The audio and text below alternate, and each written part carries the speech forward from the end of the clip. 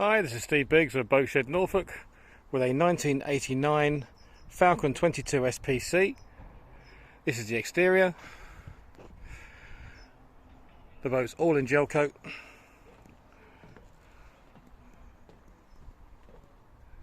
As you see, needs a wash, but apart from that, actually a very tidy example on the outside. Water, diesel filler.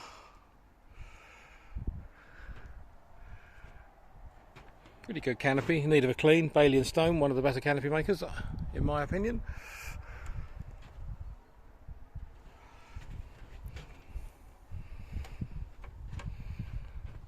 All the windows look good.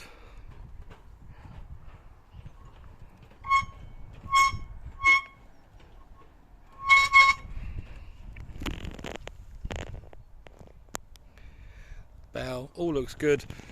Say, need of a wash over. Not to be unexpected this time of year, but all the GRP looks to be in very good condition. Stainless steel work and handrails all good.